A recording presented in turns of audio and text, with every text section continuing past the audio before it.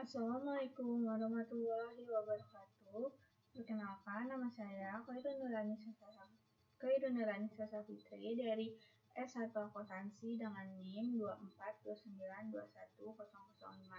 Pada kesempatan kali ini saya akan melanjutkan pembahasan materi tentang cash flow, yaitu dari soal P13-6A sampai P13-11A. Lanjut aja untuk soal yang pertama.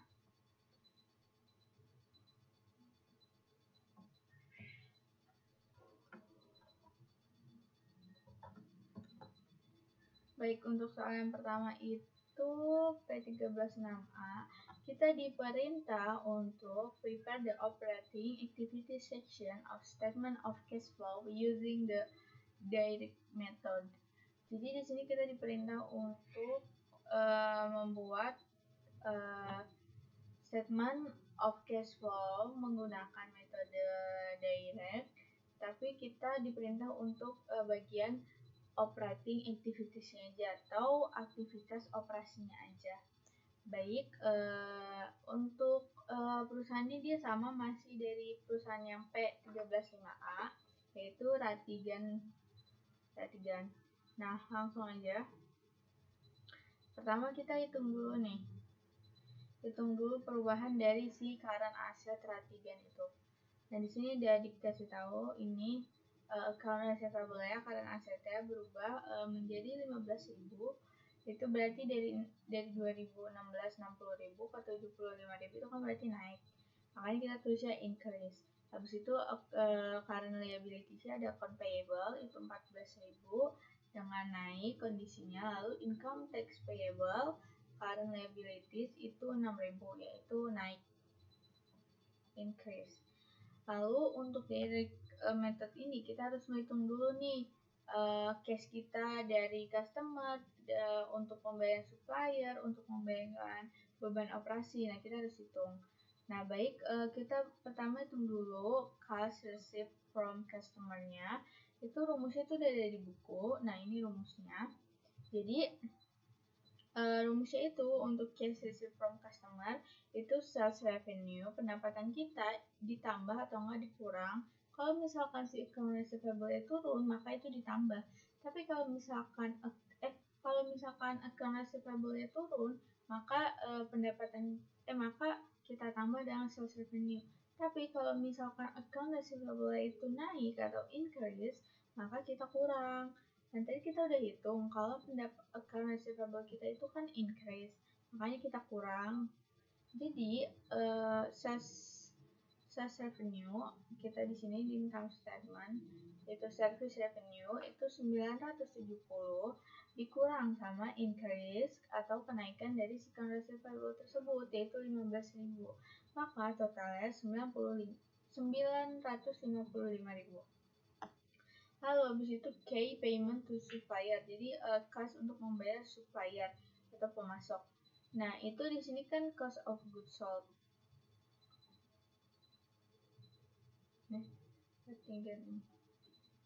Nah, karena di sini nggak ada cost of goods sold, maka kita langsung aja ke inventory. Ternyata di sini inventory juga tidak ada.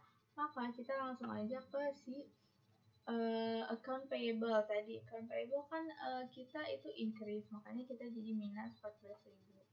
Lalu untuk yang ketiga itu ada operating expense. Operating expense itu tuh cost yang harus kita keluarkan untuk membayar beban operasi. Nah, di sini rumusnya itu operating ditambah atau dikurang dalam prepaid expense, lalu ditambah atau nggak dikurang dengan accrued expense payable. Nah, di sini operating expense-nya itu sebesar 624, maka kita masukin. Karena 624 itu udah excluding atau di luar depreciation, maka nggak perlu kita kurang dengan depresiasi di sini. Jadi langsung aja masukin 624. Lalu habis itu di sini nggak ada prepaid expense, nggak ada juga expense payable, maka langsung aja si operating expense-nya aja. Lalu habis itu karena di sini ada cash payment for income tax atau pajak pendapatan, maka kita hitung juga yaitu income tax payable, income tax expense yaitu 40.000. Habis itu ada income tax payable. Tadi kita udah hitung income tax payable kita itu meningkat sebesar 6.000, maka di sini kita ubah menjadi minus, jadi dikurangi, jadi hasilnya 34.000. Lalu kita buat nih statement of cash flow-nya direct method nih.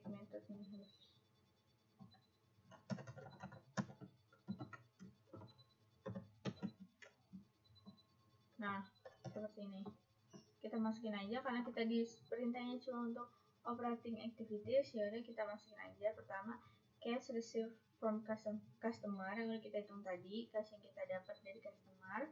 Habis itu dikurangin sama pembayaran kita. Pembayaran kita ada untuk supplier tadi 14, lalu ada untuk operating expense 624, sama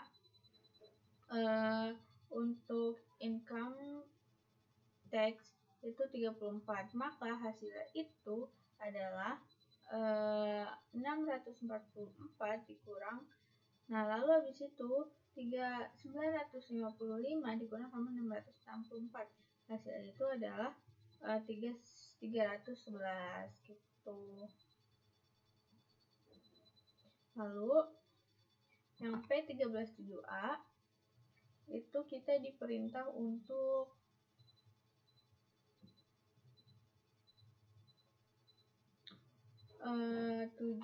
kita diperintah untuk membuat cash flow menggunakan indirect method dan juga menghitung free cash flow-nya. Nah, pertama seperti yang awal tadi kita lihat dulu perubahan-perubahannya dari current asset sama current liabilities-nya, atau enggak kalau mau dihitung semua juga nggak apa-apa. Nah, ini udah hasilnya equipment 18.000 menurun, habis itu accumulated depreciation itu naik menjadi naik sebesar minus 500. Lalu habis itu ada inventory naik sebesar 10.000. Habis itu ada account receivable itu naik 19.000, sama cash naik itu 17.000. Nah, lalu untuk si perubahan equity sama liabilities ya, itu ada share capital ordinary 4.000 naik, retained earning 12.000 naik, bonds payable berkurang 6.000 menurun, habis itu account payable naik 14.000 increase, lalu income tax payable itu minus 1.000 atau decrease, turun kondisinya. Nah, kalau untuk indirect itu dia tinggal dimasukkan saja yang udah kita hitung tadi antara perubahannya direct atau indirectnya. Nah, pertama kita masukin dulu net income-nya. Net income-nya itu sebesar 32.000. Lalu ada depreciation expense sebesar 13.300, itu dari sini, dari data tambahannya. Lalu abis itu karena kan di sini operating expense-nya nggak excluding, makanya kita masukin si depreciation expense-nya. Lalu habis itu ada increase in account receivable itu sebesar 19.000. Kan di sininya plus ya 19.000. Lalu di sini berubah jadi minus. Jadi kalau current asset kalau naik dia itu jadi minus, kalau misalkan dia turun dia jadi positif. Nah, itu untuk mengisi antara minus atau enggak minus atau tetap positifnya gitu. Lalu habis itu ada increase inventory itu minus 10.000, increase in payable itu 14.000 karena current aset current liabilities itu kebalikan dari current si asetnya. Lalu habis itu ada decrease in income tax payable itu minus 1.000. Lalu kita hitung aja jumlahnya, itu hasilnya minus 2.700. Lalu habis itu 32.000 dikurang sama si 2.700 ini, maka hasilnya itu 9.300. Lalu habis itu kita hitung juga nih cash flow dari investing activity. Nah, di sini di sini diberitahu nih kalau si equipment itu terjual sebesar 9.700 cash. Nah, maka kita masukin ke si investing. Jadi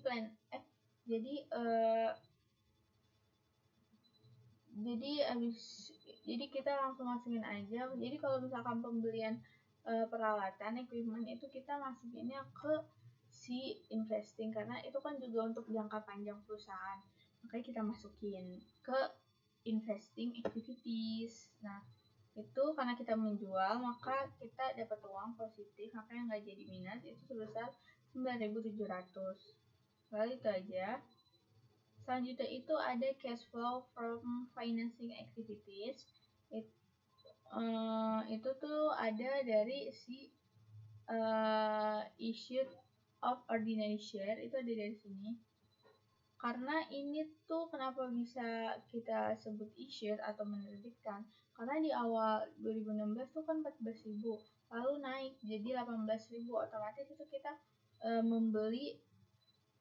menerbitkan saham, makanya uang kita bertambah dong, nggak berkurang, makanya kita di sini bisa positif.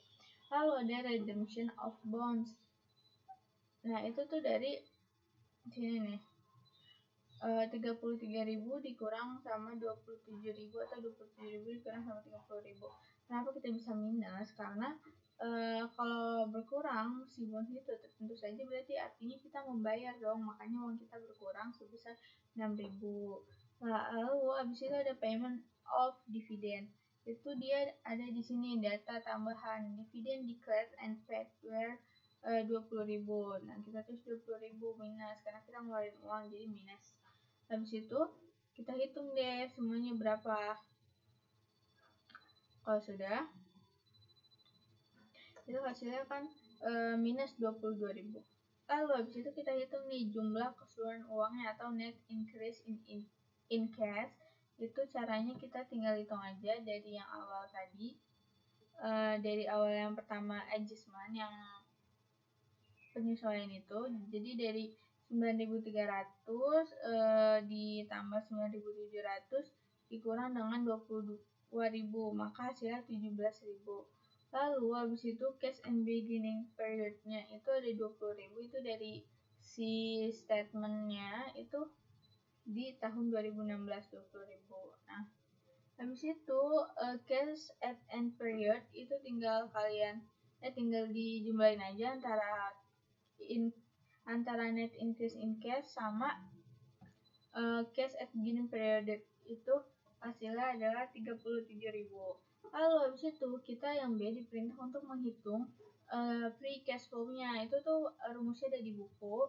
Jadi net cash profit by operating activities dikurang sama capital expenditure dikurang sama cash dividend. Nah, tadi kan kita udah hitung, itu hasilnya 29.300 untuk si net cash provided operating activities, lalu dikurang capital expenditure itu nggak ada, lalu dikurang sama cash dividendnya itu 20.000. Jadi hasilnya itu sisanya untuk free cash flow-nya itu 9.300. Lalu yang kedua ini sama masih perusahaan yang sebelumnya, tapi kita menggunakan metode indirect. Menggunakan metode direct harusnya ini. 8A ya. 8A itu menggunakan metode indirect nih.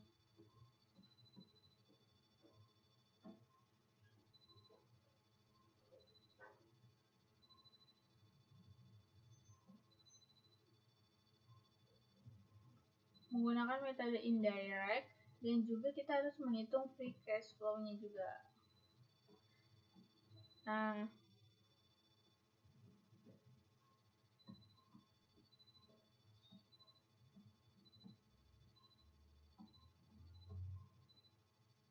oke. Langsung aja. Tadi kan perubahannya udah kita hitung. Nah, sekarang kita tinggal hitung si perhitungan dari cash dari customer, dan untuk bayar supplier, dan juga untuk biaya bebannya. Nah, kita hitung dulu di sini. Jadi ada sales revenue itu dikurang sama ini yang tadi udah kita hitung, si increase account receivable di sini. Ini 19. karena increase berarti kita kurang jadi 22.300. Lalu yang cash payment to supplier itu hasilnya 171.000. Lalu untuk si cash payment for operating expense, karena di sini karena di sini belum ada tulisan kayak semacam exclude atau di luar depresiasi, maka kita masukin dulu nih operating expense-nya, lalu dikurang nih sama si depresiasinya. Maka depresiasinya tuh dari sini, dari data tambahan. Nah, makanya kita hitung nih, kita kurang hasilnya itu 10.700. Lalu cash payment for income tax itu 9.000, sama caranya kayak di sini yang tadi. Pertama kita lihat dulu perubahannya, habis itu lihat ditambah atau dikurangnya.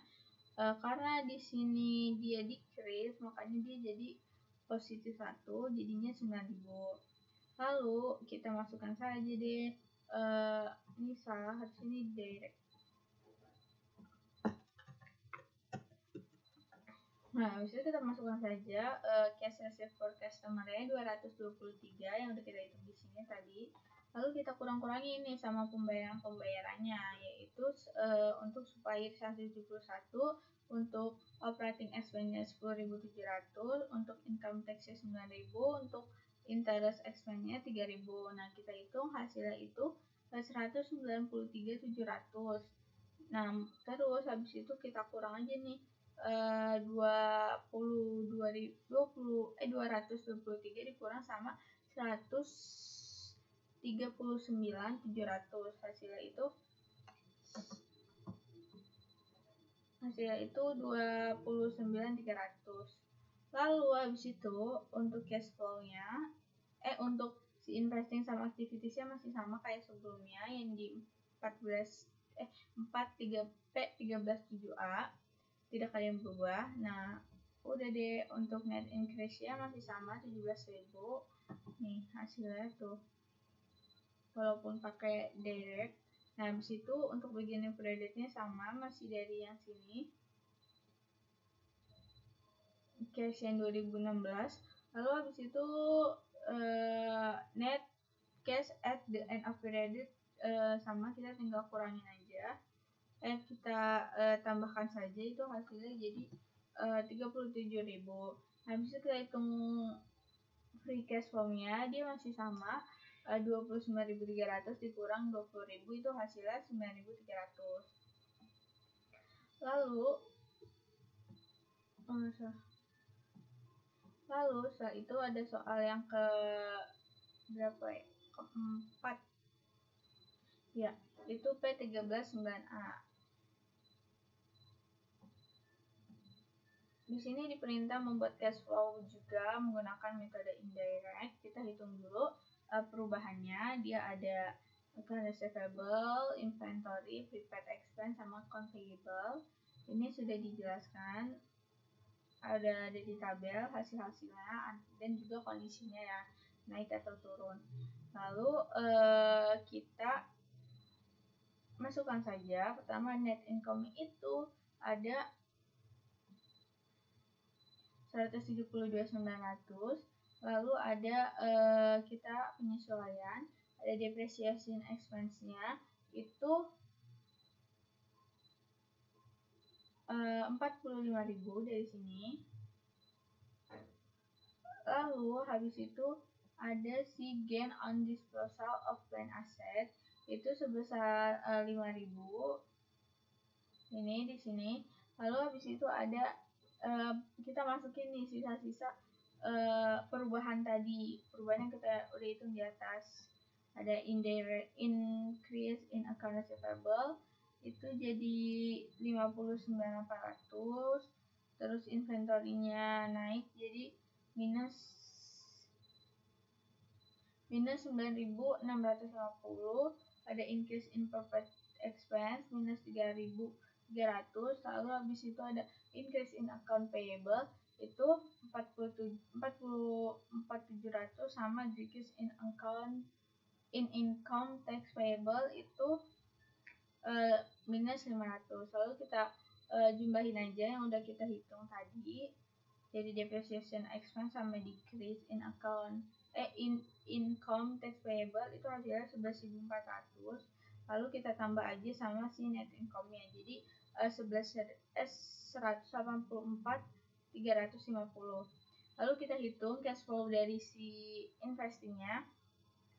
Itu di sini dia ngejual itu ada di data tambahan nomor 2 nih, sold for 12,500 cash itu 12.500. Lalu habis itu purchase, jadi dia ngebeli si long term investment. Nah di sini kan nggak ada nominalnya di data tambahan nomor 3. Nah, berarti di sini kita bisa tinggal langsung kurangin aja sih, karena long term itu bond payable, kita kurangin aja 150 dikurang sama 110. Hasilnya itu adalah long term ada di sini yang bagian atas ternyata. Dia tuh tinggal dikurang aja 140 dikurang sama 114 itu hasilnya 26.000. Kenapa bisa dibilang purchase? Karena di sini kan dia awalnya 114, lalu dia naik otomatis, dia ada pembelian lagi dong untuk long term investmentnya. Lalu habis itu ada purchase of equipment, itu ada di data tambahan ini, new equipment. Habis itu kita hitung total itu hasil dari investing itu kan 93.500. Lalu habis itu dari financing itu pertama kita menerbitkan saham 45.000 itu dari selisih ya, 45.000 dari 220 dikurang sama 175. Habis itu ada pelunasan si bonds payable. Nih di nomor 3 bonds payable dibayarkan. Habis itu caranya itu kita tinggal sini aja ya, bonds payable di sini. Jadi 110 dikurang 150 kan 40. Lalu habis itu ada pembayaran dividen. Pembayaran dividen itu diberitahu di data tambahan ini sebesar 43.900, jadi minus karena kita ngeluarin uang kan, karena ini pembagian dividennya itu cash tunai. Nah hasil itu dari financing itu 38.900. Nah habis itu kita hitung untuk net increase in cash, yaitu caranya masih sama, hasil dari masing-masing aktivitas kita sesuaiin aja, dikurang ditambahnya. Untuk pertama kan 184, berarti 184 dikurang sama 93.000 dikurang sama 38. Nah hasilnya 51.950. Habis itu cash at beginning periodnya itu ada di 2016 ini. Ini 48.400. Habis itu udah kita tambahin aja sih dari net increase in cash ditambah sama cash at beginning period. Lalu habis itu ada P1310A, dia masih soal yang sama, masih perusahaan yang sama, cuman dia menggunakan direct flow. Nah kalau direct flow kita hitung dulu masing-masing dari customers untuk waste supplier untuk bayar operating expense-nya. Nah sales receive-nya itu kita mendapatkan 322. Habis itu dari untuk bayar supplier itu kita 10.450 sama pembayaran untuk beban operasi yaitu 16.250. Nah kita masukin aja pertama net from customer-nya, lalu kita hitung 332.980, lalu dikurangi sama pembayarannya. Nah kita udah hitung tadi untuk supplier 100.450, dan ada juga untuk operating expense, income tax, sama interest expense. Interest expense-nya itu interest expense di sini nggak saya cantumin untuk perhitungannya, kita langsung aja ke sini ke soalnya. Nih interest expense 4.750 itu aja sih. Nah itu hasil itu 148.350 150 itu tuh udah dikurang dari net receipt from customer, dikurang sama payment itu. Nah, habis itu untuk cash flow for investing activities itu masih sama kayak sebelumnya. Lalu sudah kita sama untuk akhirannya net increase-nya hasil dari semua aktivitasnya. Lalu habis itu beginning-nya itu ada di 2016, dan juga yang terakhir itu ada cash and of period, itu tinggal dikurangin aja atau ditambah, disesuaikan aja. Nah, ini karena di sini dua-duanya positif, makanya ditambah aja langsung. Hasilnya 100.350. Lalu habis itu ada soal terakhir, itu ada P1311A, itu dia dari Amaral Rice Company. Nah, di sini kita diperintah untuk membuat sama cash statement of cash flow juga, tapi dia menggunakan metode indirect.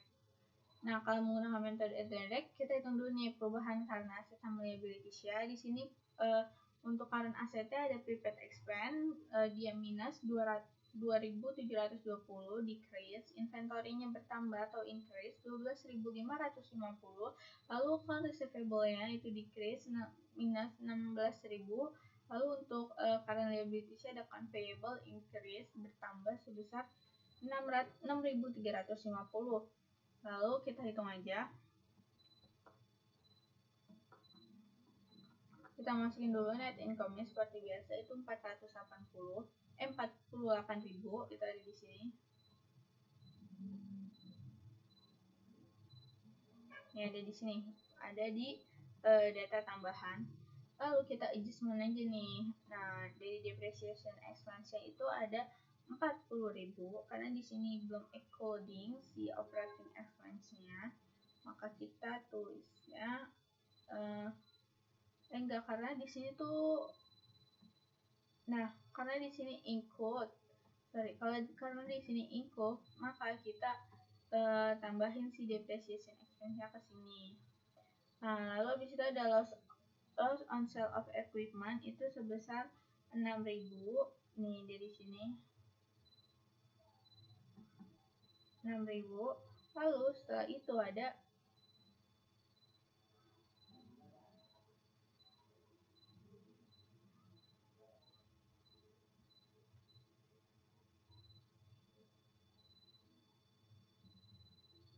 selanjutnya itu ada